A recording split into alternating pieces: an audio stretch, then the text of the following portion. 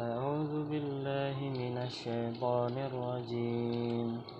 بسم الله الرحمن الرحيم. والطور وكتاب مسطور في رق منشور والبيت المعمور والسقف المرفوع والبحر المسجور إن عذاب ربك لواقع ما له من دافع يوم تمور السماء مورا وتسير الجبال سيرا فويل يومئذ للمكذبين الذين هم في خوض يلعبون يوم يدعون إلى نار جهنم دعا هذه النار التي كنتم بها تكذبون أفسحر هذا أم أنتم لا تبصرون اصلوها فاصبروا أو لا تصبروا سواء عليكم إنما تجزون ما كنتم تعملون إن المتقين في جنات ونعيم فاكهين بما آتاهم ربهم ووقاهم ربهم عذاب الجحيم كلوا واشربوا هنيئا بما كنتم تعملون متكئين على سرر مصفوفة وزوجناهم بحور عين والذين آمنوا واتبعتهم ذريتهم بإيمان ألحقنا بهم ذريتهم وما ألتناهم من عملهم من شيء كل امرئ بما كسب رهين وأمددناهم بفاكهة ولحم مما يشتهون يتنازعون فيها كأسا لا لغو فيها ولا تأثيم ويطوف عليهم غلمان لهم كأنهم لؤلؤ مكنون وأقبل بعضهم على بعض يتساءلون قالوا إنا كنا قبل في أهلنا مشفقين فمن الله علينا ووقانا عذاب السموم قالوا إنا كنا قبل في أهلنا مشفقين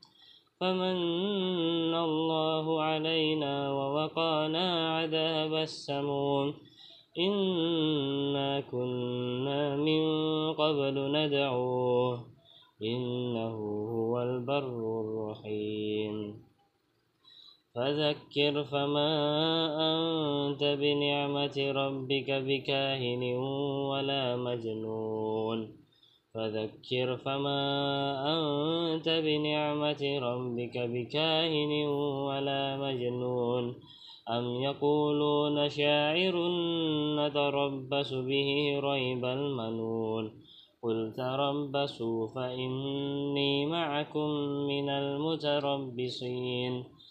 أم تأمرهم أحلامهم بهذا أم هم قوم طاغون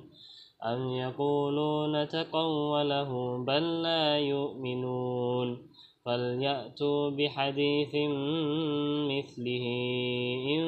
كانوا صادقين أم خلقوا من غير شيء أم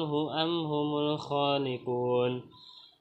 أم خلقوا من غير شيء أم هم الخالقون أم خلقوا السماوات والأرض بل لا يوقنون أم عندهم خزائن ربك أم هم المسيطرون أم لهم سلم يستمعون فيه فليأت مستمعهم بسلطان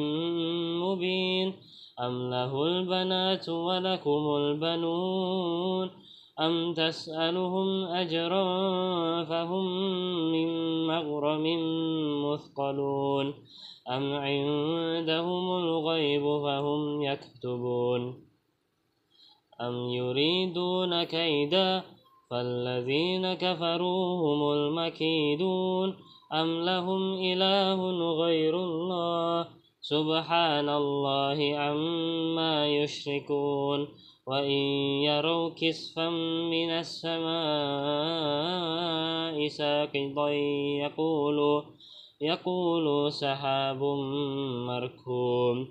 فذرهم حتى يلاقوا يومهم الذي فيه يصعقون يوم لا يغني عنهم كيدهم شيئا ولا هم ينصرون